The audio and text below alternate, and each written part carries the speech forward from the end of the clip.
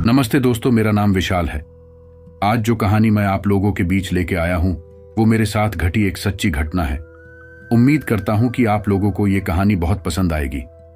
आप लोगों का ज्यादा समय न लेते हुए इस वीडियो को शुरू करते हैं। एक दिन की बात है, ठंड का समय था। घना कोहरा छाया था। सारे लोग जल्दी कार्यालय का काम खत्म करके घर की तरफ निकल रहे थे। मैं उस समय के बड़े अधिकारियों में से एक था। उस समय के उच्च वर्ग के लोगों में एक अमीन का काम करता था। रोज की तरह ही उस दिन काम खत्म होने के बाद घर के लिए अपनी कार से रवाना हो गया। रास्ते में मुझे बाजार से कुछ सामान भी लेना था, तो मैं और साथियों से अलग हो गया। मैंने घर की कुछ जरूरत के सामान लिया और गाड़ी आगे बढ़ा दी।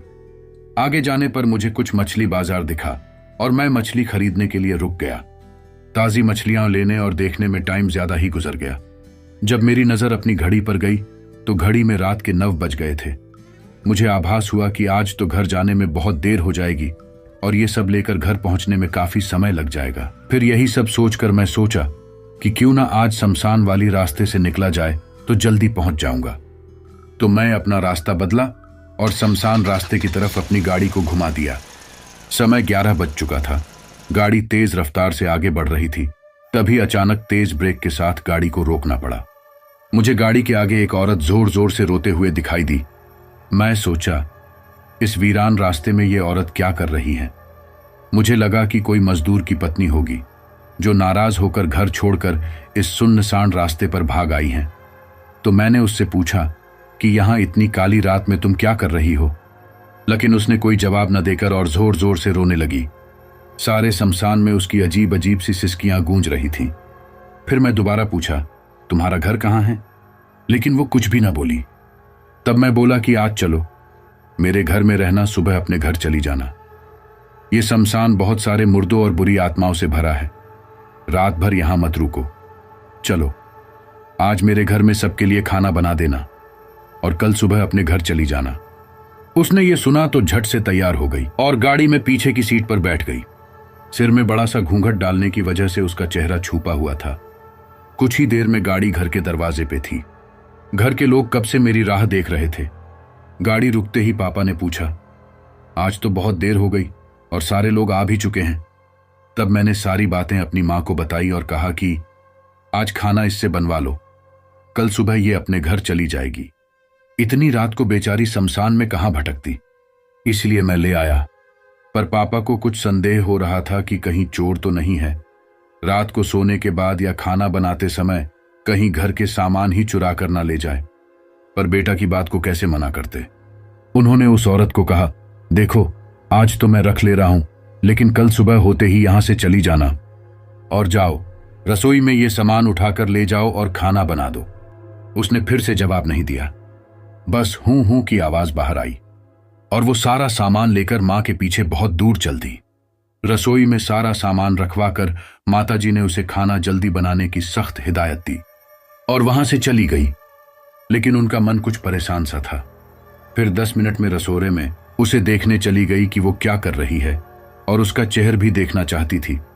लेकिन वहां पहुंची तो देखा कि वो मछलियों का थैला निकाल रही थी। उन्होंने बहुत जोर से गुस्से में कहा, यहां सब खाने का इंतजार कर रहे हैं और तुम अभी तक मछलियां ही निकाल रही हो, कल सुबह तक बनाओगी क्या? उसके सिर पर घूंघट अभी भी था तो चेहरा देखना मुश्किल ही नहीं, नामुमकिन था।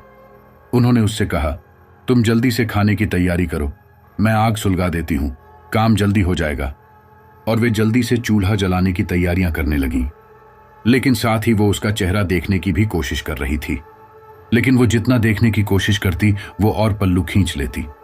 अंत में हार कर वे बोली, देखो मैंने आग सुलगा दी है, अब आगे सारा काम कर लो, कुछ जरूरत हो तो बुला लेना। लेकिन वो फिर कुछ नहीं बोली। अब उन्हें लगा कि यहां से जाने में ही ठीक है, वरना मेरा भी समय खराब होगा और हो सकता है अनजान लोगों से डर रही हो। ये सब सोचकर उन्होंने उसे कहा कि मैं आ रही हूं, जल्दी से खाना बनाकर रखना, और वहां से निकल गई। मन अभी तक परेशान ही था।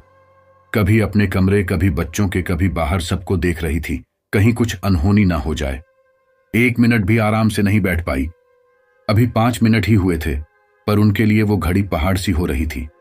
समय बीत ही नहीं रहा था। 8 मिनट बड़ी मुश्किल से गुजरे और वे तुरंत ही कुछ सोचकर रसोई की तरफ दौड़ी। और वहां पहुंचकर जैसे ही उन्होंने रसोई घर का नजारा देखा, उनकी आंखें फटी की फटी रह गईं। उनके पैर बिल्कुल ही जम गए ना, उनसे आगे जाया जा रहा था ना ही पीछे। उनके हृदय की धड़कनें रुक रही थी। वो औरत रसोई में बैठकर सारी कच्ची मछलियां खा रही थी। सारे रसोई में मछलियां और खून बिखरा पड़ा था। उसके सिर से घूंघट भी उतरा पड़ा था। इतना खौफनाक चेहरा आज तक उन्होंने नहीं देखा था। बाल नाखून सब बढ़े हुए थे। मछलियां खाने में मग्न होने की वजह से उसे कुछ ध्यान भी नहीं था, और खुशी से कभी कभी वो आवाजें भी निकल रही थी। सी की आवाजें गूंज रही थीं। रसोई पिछवाड़े में होने की वजह से और लोगों का ध्यान भी इधर नहीं आ रहा था।